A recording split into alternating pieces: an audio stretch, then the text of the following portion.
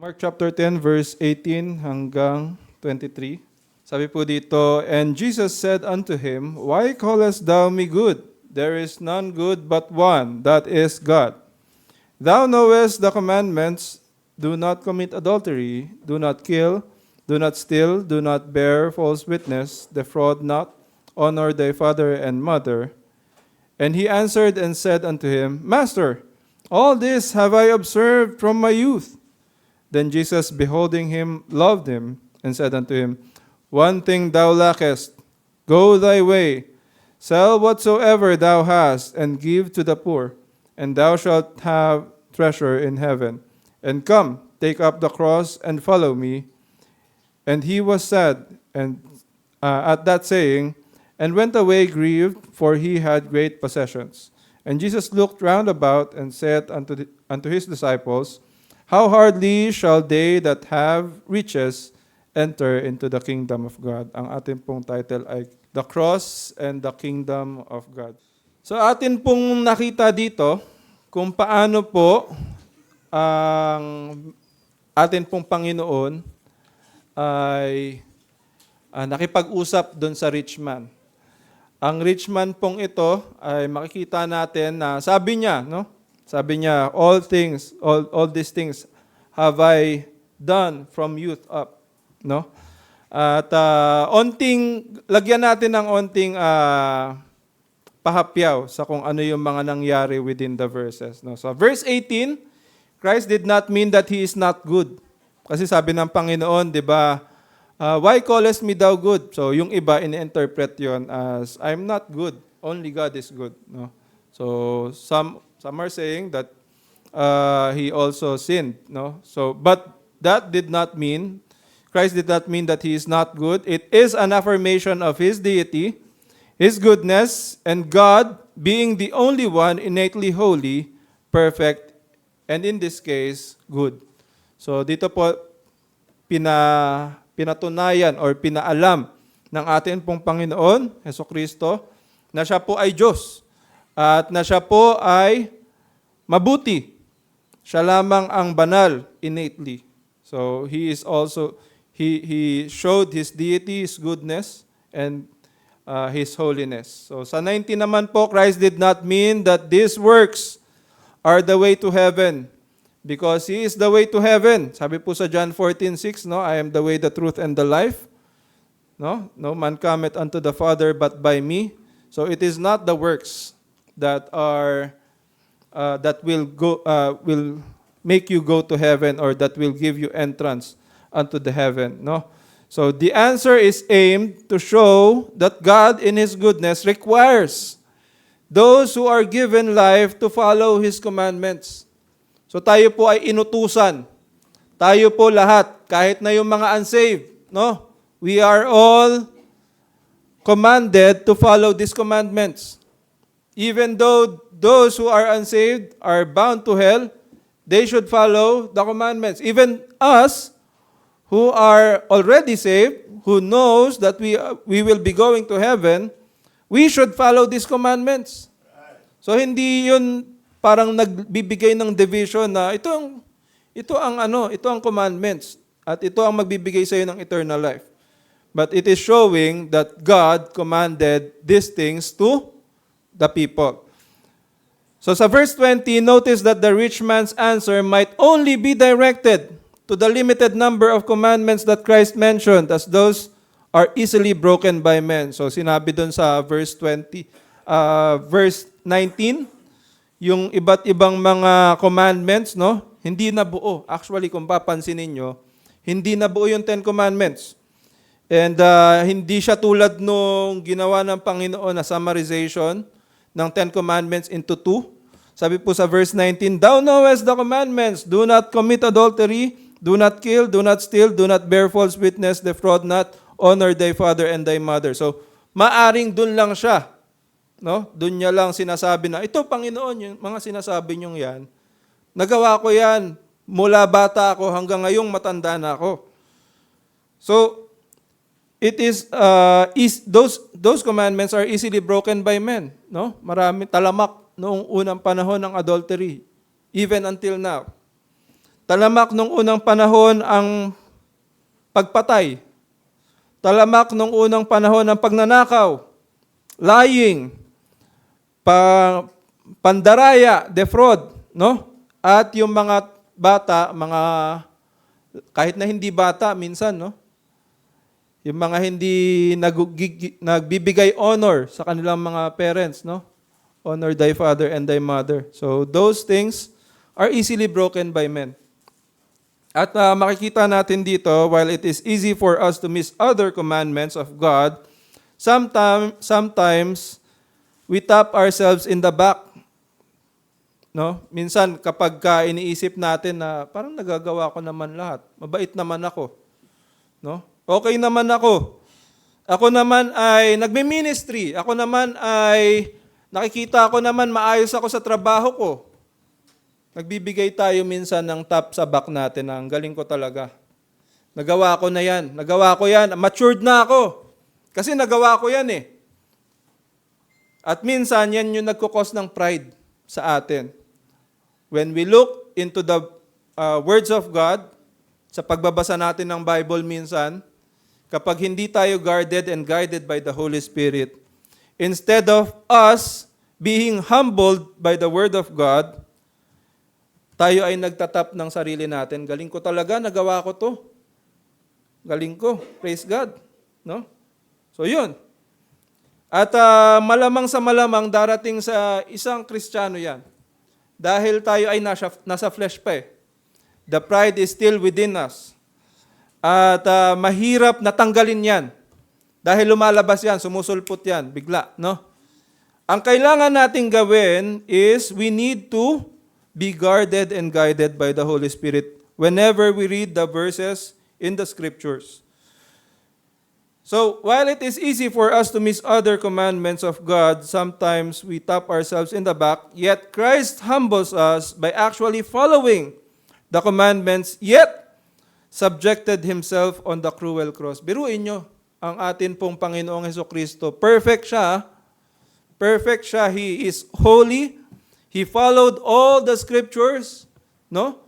At sabi pa nung Panginoon, nung siya ay binabautismohan, no? Kailangan natin itong gawin to fulfill all righteousness, no? At makikita natin dito, yet, kahit na siya ay nagawa niya na yung lahat, hindi niya sinabi doon sa hindi niya sinabi na doon katulad nung rich man na nagawa ko na yan lahat. Mula bata ako, ginagawa ko na yan eh. So itong mga katagang ito, sana hindi natin maririnig, no? Sa atin dito sa church. Parang minsan pagka binibigyan tayo ng assignments or pinapakisuyuan tayo, no, ng ating pastor, ng ating mga ministry leaders, tapos na ako diyan, brad eh. Tapos na ako diyan, dapat pinapatayo mo na ako doon sa harap. Tapos na ako diyan, hindi na ako kailangan mag-share ng gospel, meron akong ibang mas mahalaga pang ginagawa. Tapos na ako dyan sa yung inuutos mo sa akin, sa ministry na yan. I should be leading. No? Doon tayo magkakaroon ng downfall. Now, tignan natin ito, no? Verse 21. Here comes what might have shook the rich man. Ano yung ikinagulat ng rich man? The rich man is faced with a dilemma whether to choose his riches or to choose eternal life. So may dilemma. Meron siyang pinapili siya. Anong gusto mo? Yung riches mo o yung eternal life? Sabi doon sa 21, parang ganun yung lumabas sa isip nung rich man, no? Anong gusto mo? Dahil sinabi ng Panginoon sa kanya, one thing thou lackest. Go thy way, sell whatsoever thou hast, and give to the poor, and thou shalt have treasure in heaven, and come, take up the cross and follow me. So, nagkaroon ng choice, which is in every Christian, there is a choice.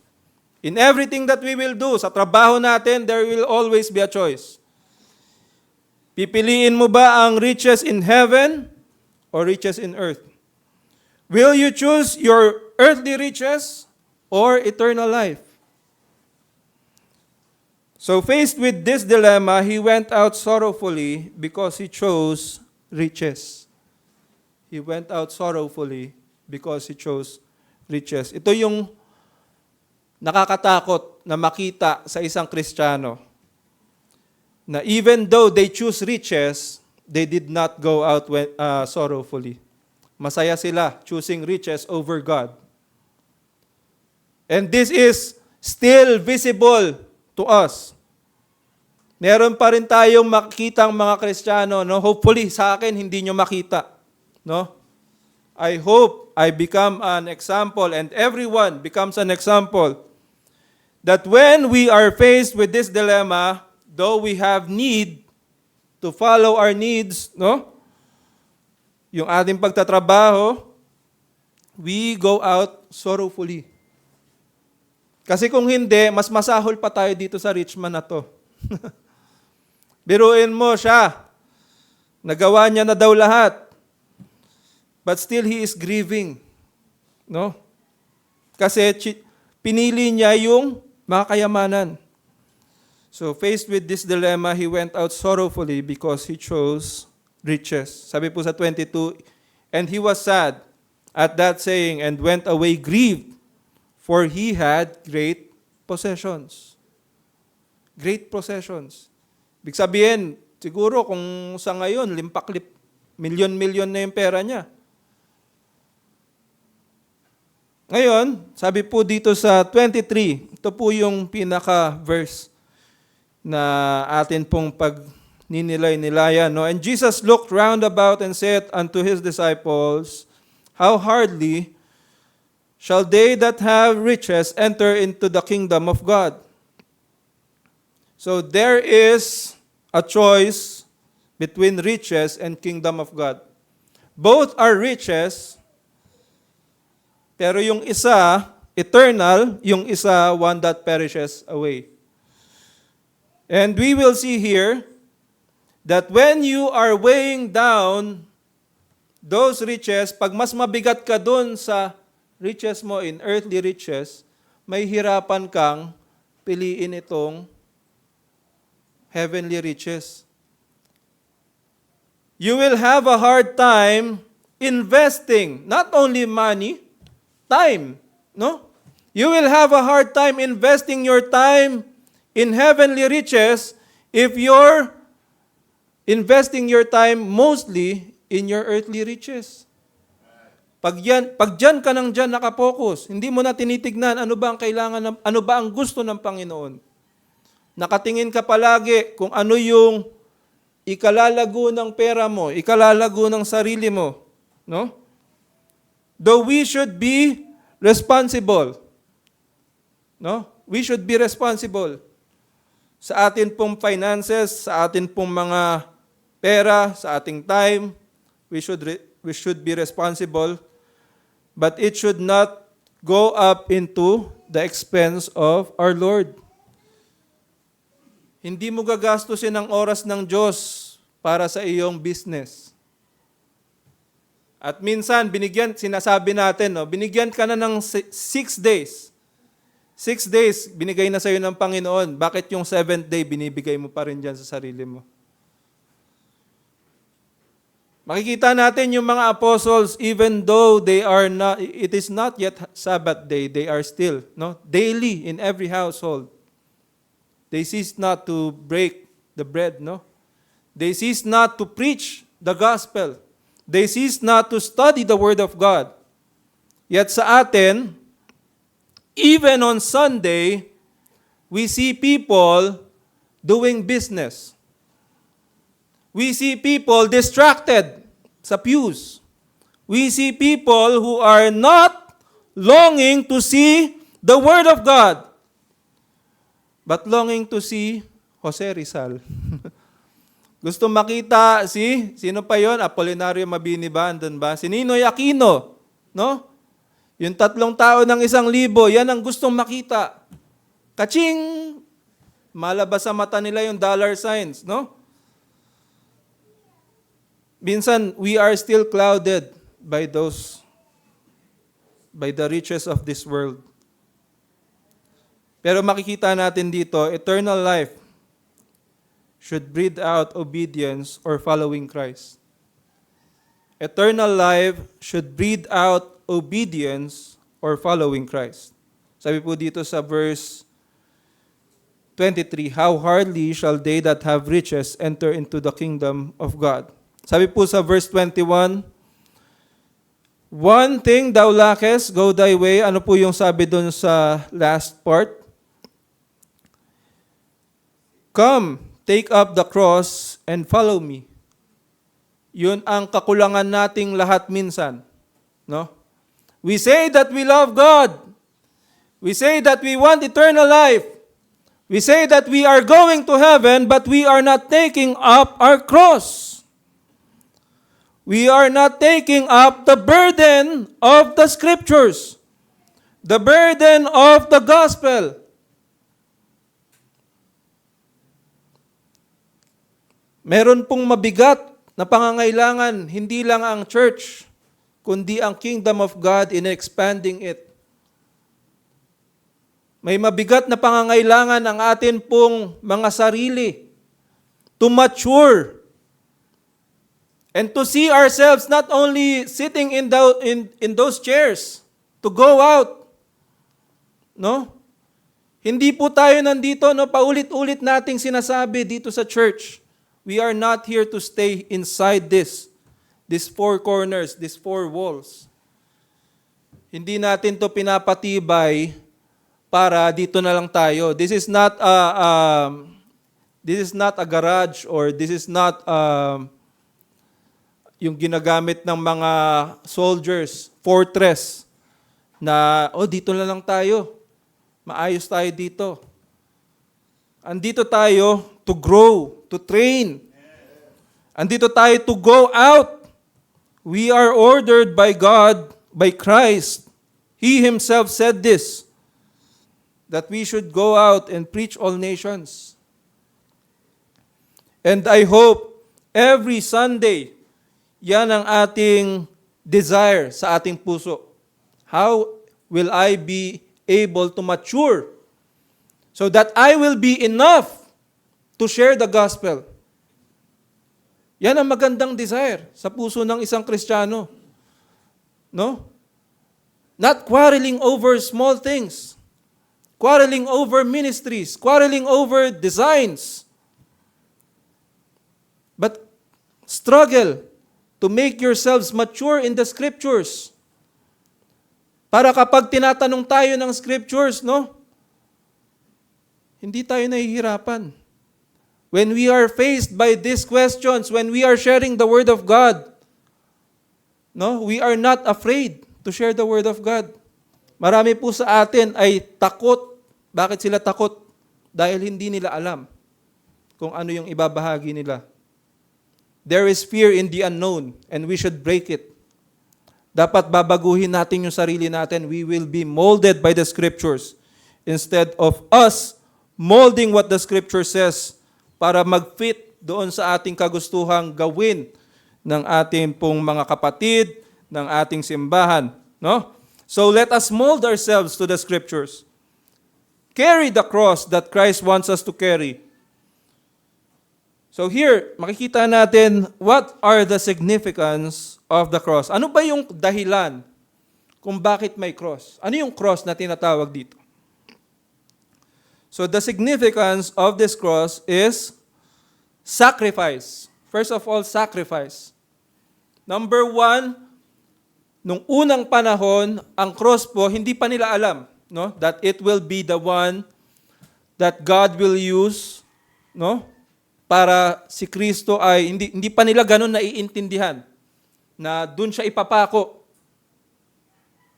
But this shows suffering. This shows sacrifice. So the cross shows sacrifice. Ano yung sacrifice natin na binibitbit para sa Panginoon? When we are following God, it should give us sacrifice. Following Christ should lead us to sacrifice. Minsan ang sakripisyo natin, hindi tayo nakatulog ng maayos kagabi.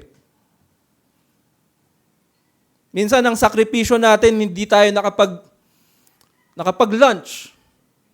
Kasi kulang na yung pera natin, pinang-tithes kasi natin. All of those are also good sacrifices, no? Pero tignan natin palagi, whenever we are faced, pag nakikita natin yung sarili natin that we are recognizing those sacrifices, let us always look at the sacrifice of Christ. That though He is not worthy of the cross, He still bore it. Hindi siya karapat-dapat na ipako doon. Siya ay Diyos na nagkatawang tao. Pambihirang yan, no?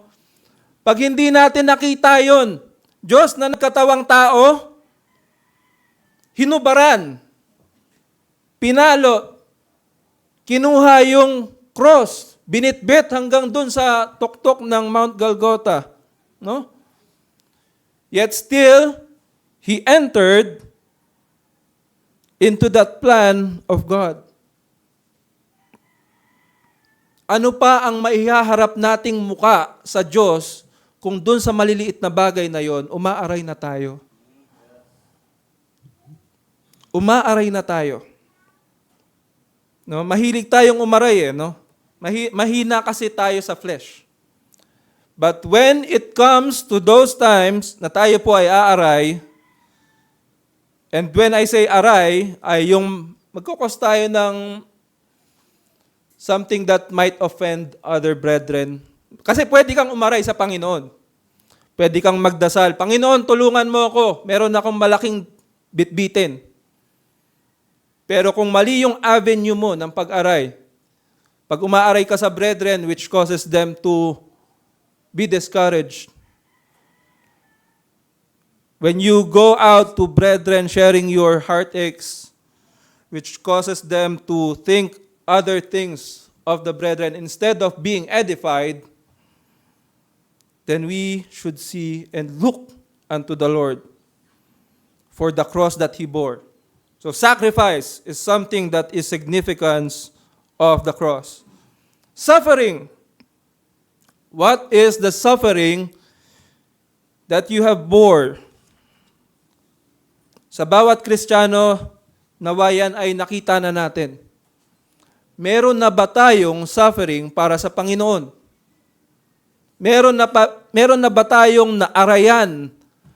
Pero nilunok na lang natin instead of blurting it out. Ano ba yung ginagawa mo, kapatid? Actually, maliit pa yun.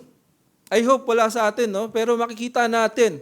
Some are even hungered to preach the Word of God. Some are even flayed. Alam niyo ba yung flaying, kung anong ibig sabihin nun? Flaying is binabalatan. Yung tao, binabalatan ng buhay. At yung iba, nilalagyan pa daw ng asin. No? Those are the depths that those believers had to endure just to follow Christ. And yet, tayo minsan, sa maliliit na bagay, tayo ay nanghihina. Tayo ay tumitigil. Sa maliliit na discussions, we stop going to the church. We stop studying the Word of God. And even, we are not sharing the Word of God. I hope everyone, every day, no? Look for someone to share the Word of God to. Dahil kapag yan po ay tinigil natin, para tayong nagpipigil ng ihi. Ang Kristiyanong hindi nagsishare, parang nagpipigil ng ihi. Magkaka-UTI ka. Kapag tanggap ka lang ng tanggap ng Word of God, tapos hindi mo nilalabas, walang outpouring of the Scriptures. You are not sharing it, you are not giving out the Scriptures, magkakasakit ka niyan. Alam mo yung magiging sakit mo, magkakasakit ka ng pride. Marami kang alam na Scriptures, pero hindi mo sinishare. No? Sige, sabihin natin, mabait ka. Maganda yung buhay mo, maganda testimony mo. But you are not sharing the Word of God. Para saan yun? Para saan yung buhay mong maganda? No? It will lack the preaching of the cross. Tayo po ay narito to take up the cross of Christ and follow Him. Sabi po sa Mark 8:34-35, and when He had called the people unto Him with His disciples also, He said unto them, whosoever will come after me, let him deny himself. Deny himself. Yung mga naiisip mong comfort sa sarili mo, you should deny it. No? Ay, maulan. Punta ba ako ng church? Parang mas masarap humilata dito sa kama. Ay, napuyat ako kagabi. Punta ba ako ng church? No? Ngayon, yan na yung problema natin, no?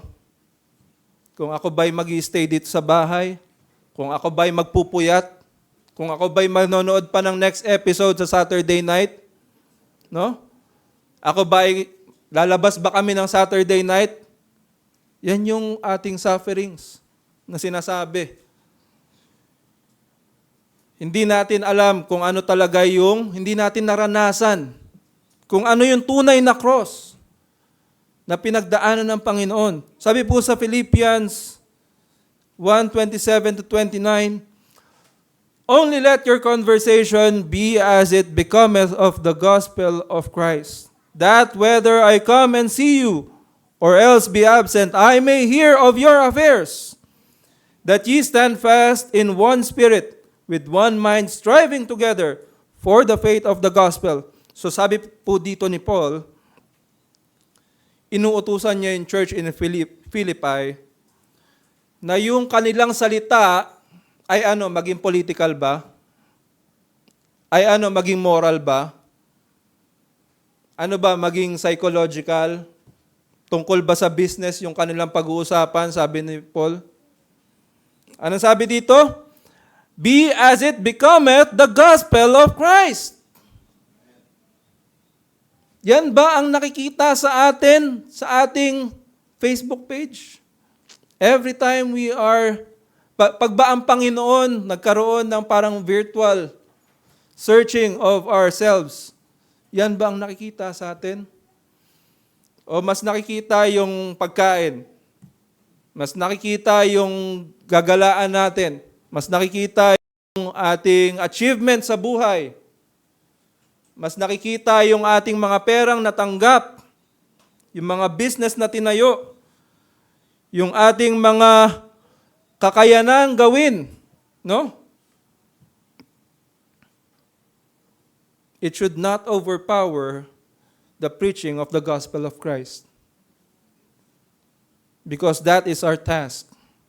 Every Christian's task is to preach the gospel of Christ. Hindi magtayo ng simbahan. Hindi natin kailangan gawin yon lahat, no? We are not all called to be pastors, but to preach the gospel of Christ. Dahil yan yung minsan nagiging demotivation ng ibang tao, no?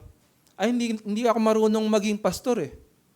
Hindi ako marunong maging leader. But you know how to share the word of God. And if you limit yourself that you cannot do it, then you are limiting the power of God. No? Sabi po nung susunod na scriptures, no? Tinanong ng mga disciples kay Kristo, nung sinabi ng Panginoon, it is easier for a camel to go through the eye of the needle than for a rich man to enter the kingdom of God. Sabi po dito sa 26, and they were astonished out of measure, saying among themselves, who then can be saved? Sino pala maliligtas, Panginoon? No? Sino pala maliligtas kung hindi pala kaya ng mga mayayaman na yan? Pumunta ng langit. Ang sabi ng Panginoon dito, and Jesus looking up, or Jesus looking upon them, saith, with men it is impossible. But not with God, for with God all things are possible. So this is not talking about your business. This is not talking about the prosperity in your life. This is not talking about the healing that He will give you. Although He can give it all to you. Kayang-kaya niya yan. But this scripture is telling about the salvation that He gives.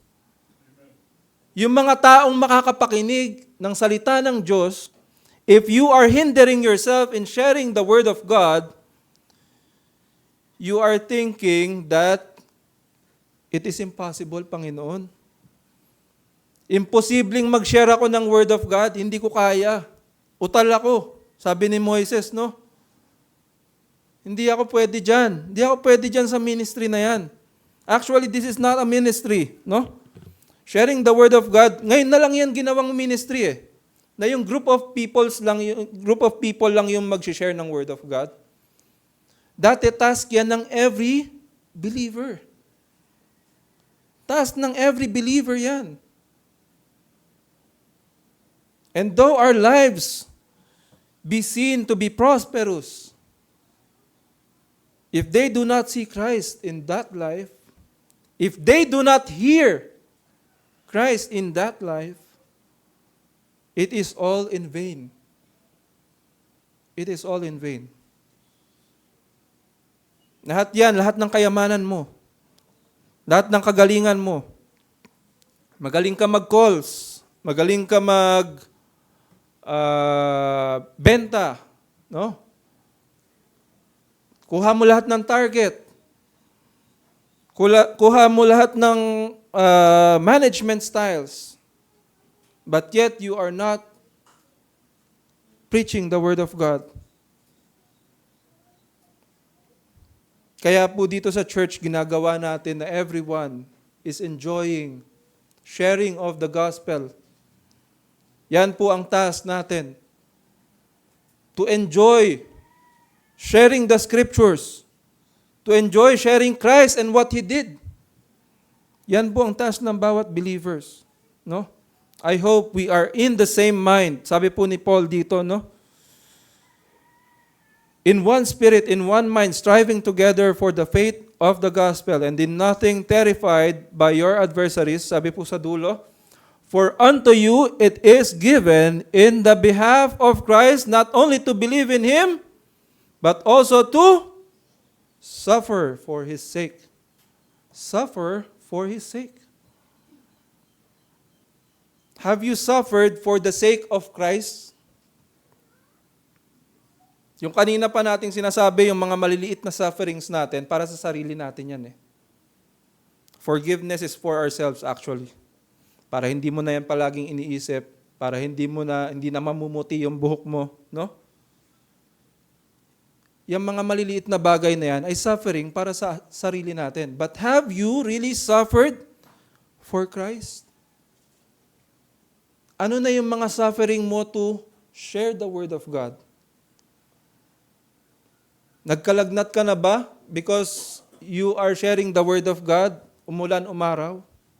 Nakagat ka na ba ng aso because you are sharing the Word of God? No? Nabulyawan ka na ba ng kapitbahay nyo? Oy, puro ka scriptures! Puro ka Bible! Because you are sharing the Word of God? Ano yung mga sufferings natin para sa Panginoon? To suffer for His sake. So that is suffering. Next is submission. The significance of the cross is submission. Sa cross, pinakita ng Panginoon that He is still subjected to the will of the Father. Though they are equal, they are one in the Spirit and in truth. Yet Christ submitted Himself in the painful, cruel cross of Calvary. Ano yung binibitbit natin na submission sa Panginoon? What things have we submitted ourselves unto what the Lord commanded us to do? Tignan natin yung sarili natin. Have we submitted ourselves fully to Christ? Have we submitted ourselves to the authorities that are given by the Lord sa ilalim ng simbahan na ito? No? Minsan mas matibay pa tayo kay pastor eh. Minsan mas stubborn pa tayo kay pastor when we are asked to do things. No? Mas stubborn pa tayo sa ministry leaders when we are tasked. Ang napag-usapan Saturday, pupunta. Ano nangyari ng Saturday? Tulog. Ang napag-usapan, magkakaroon ng Bible study, consistent. Ano nangyari sa kinasunod na araw? Pagod.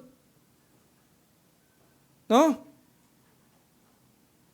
How can we say that we have been in submission to the scriptures, to the cross that Christ wants us to bear?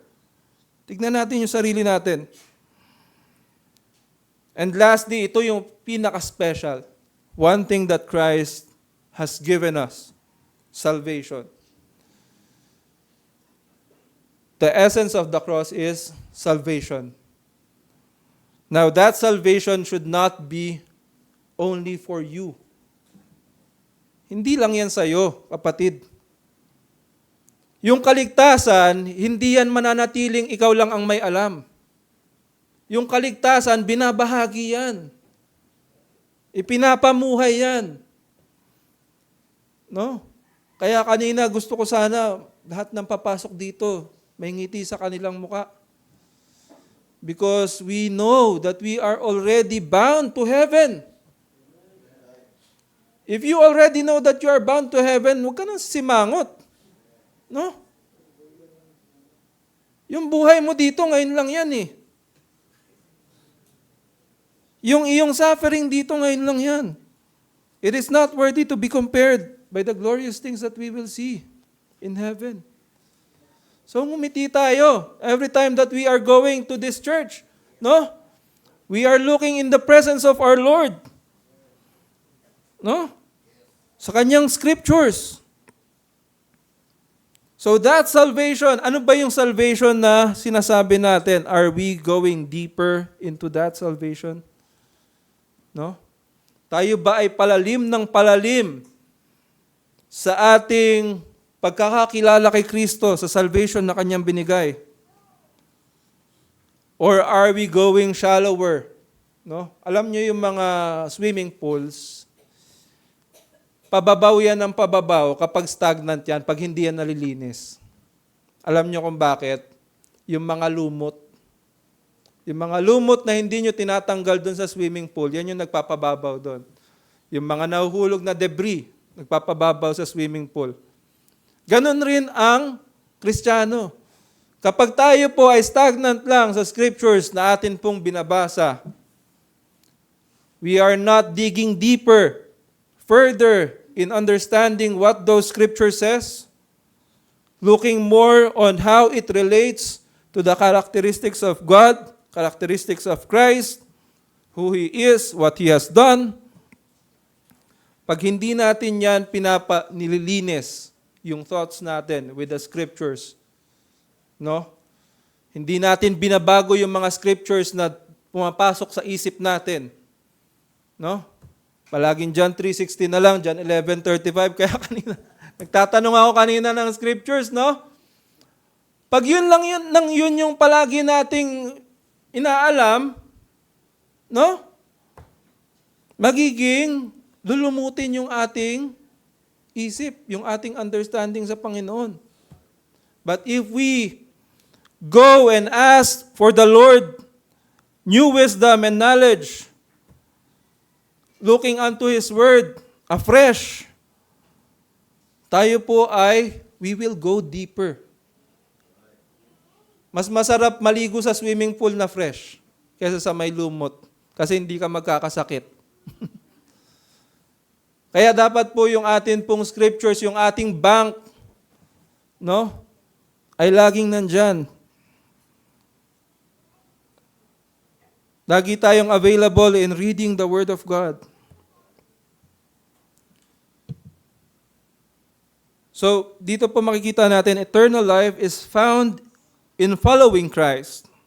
Eternal life is found in following Christ, as He does not save us to satisfy our flesh. Hindi po tayo niligtas para tayo ay maging masaya. Bakit tayo niligtas? We are saved to satisfy His grace. We are saved to satisfy His grace. Dahil yung Kanya pong grace, hindi natin yun matutumbasan. Yung Kanyang kabaitan na even though ikaw ay unworthy of salvation, binigyan Kanya ng salvation, binigyan Kanya ng kaligtasan, no? Hindi sasapat yung buhay mo dun eh. Even your death is not worthy for its satisfaction. But Christ saving us did that. That is why we should follow Christ. Yan yung dahilan kung bakit tayo kailangan sumunod sa Kanya. Because we want in thanksgiving to satisfy His grace also. That in those suffering times, we may be found giving glory to God. We may be found giving glory to God. Doon sa mga oras na tayo po ay hindi karapat-dapat humarap sa Panginoon, tayo po ay humarap pa rin sa Kanya.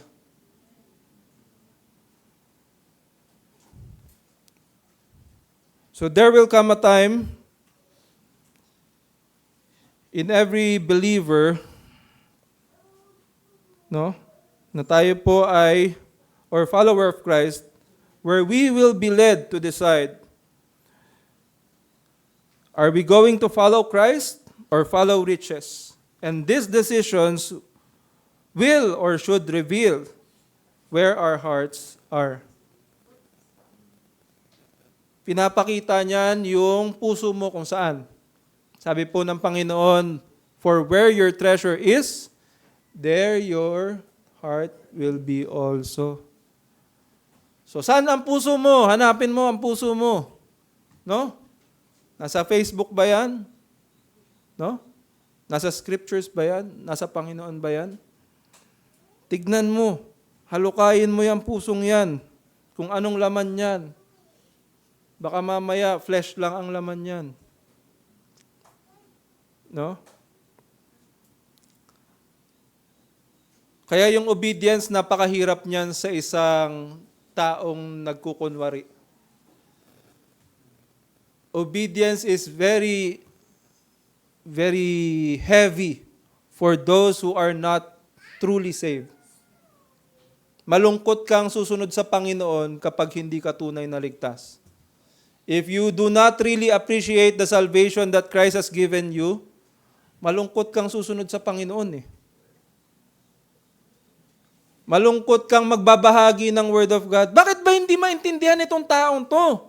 Ginagawa ko ng lahat eh. Malungkot ka. No? Galit ka. Instead of having joy. No? Because in thanksgiving, you are doing that. Kailangan ko itong gawin kasi naging mabait sa akin ng Diyos eh. Wala akong choice kundi gawin ito. Wala akong choice kundi magpasalamat sa Panginoon kasi hindi ko kayang bayaran yung binigay niya sa aking kaligtasan. Ito na lang. Ito na lang buhay na ito ang mabibigay ko sa Kanya. Now, every time we will be faced with these situations, tignan natin lagi ano yung sinabi ng ano yung sinabi ni Joshua sa Joshua 24:14 to 15. Now therefore fear the Lord and serve Him in sincerity and in truth. And put away the gods which your fathers served on the other side of the flood and in Egypt. So we actually, hanggang ngayon, we still have small gods that we serve. Small gods that we serve. Putting those things above what God wants us to do. Feelings, money, no, friends, vices, authority, fame, ano-ano pa. Yung mga bagay na inilalagay natin sa taas ng Diyos. Mas pinapahalagahan natin yung mga bagay na yun kaysa sa Diyos. Isipin natin yan. And look unto this verse, Joshua 24:14-15. And if it seem evil unto you to serve the Lord, biruin nyo, binigyan na kayo ng ano nun, no? Pillar of cloud by day, para hindi kayo mauhaw, no? Para hindi kayo mamatay sa heat stroke, binigyan kayo ng pillar of cloud by day. And pillar of fire by night, para hindi ka hypothermia. Ang lamig sa disyerto pag doon ka natulog ng walang apoy, lalamigin ka, giginawin ka. Kinabukasan, tapos maaraw, tapos malamig, dito pa lang sa Pilipinas, magkakatrangkaso ka na. No? Paano pa kaya doon? Dry na dry. So, binigyan na sila ng mga blessings na yon, yet some of them still saw that it seemed evil to serve the Lord. Choose you this day whom ye will serve, whether the gods which your fathers served, that were on the other side of the flood, or the gods of the Amorites, in whose land ye dwell. But as for me and my house, we will serve who? The Lord. We will serve the Lord. So doon po makikita natin how we should respond into those dilemmas. Every Christian will experience those dilemmas. No? Yung choices natin sa buhay na ito, are we choosing to bear the cross and receive the kingdom of God? Or shall we choose earthly riches and forsake the kingdom of God? Sabi po sa Philippians 1:24, sa dulo, no? Not only to believe on Him, but also to suffer for His sake.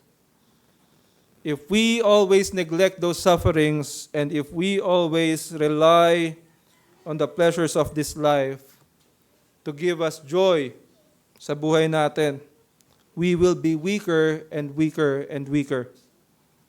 And weak men equate discipline to suffering.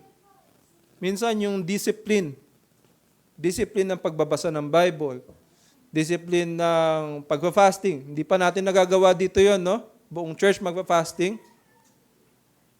Kaya natin yon? No. There is discipline in that. Discipline in sharing the gospel. Discipline in going to church early. Minsan nagiging suffering na sa atin yon because we are weak. And I'm not saying this para maliitin ang brethren, no? I'm saying this to tell you to be strong. Palakasin niyo yung sarili niyo. Let every brethren help each other, no? Na magpalakasan. We are here to edify each other, no? We are not here to cast everyone down. Hindi tayo talangka dito sa church. Tayo po ay nandito para itayo ang lahat, ang bawat isa. Palakasin ang bawat isa. So that when those weaknesses come into your face, you can say to yourself na hindi, kaya ko yan. I have Christ in me. I have the strength of the Lord with me. I have the grace of God which is sufficient para mapagtagumpayan ko itong weakness na ito.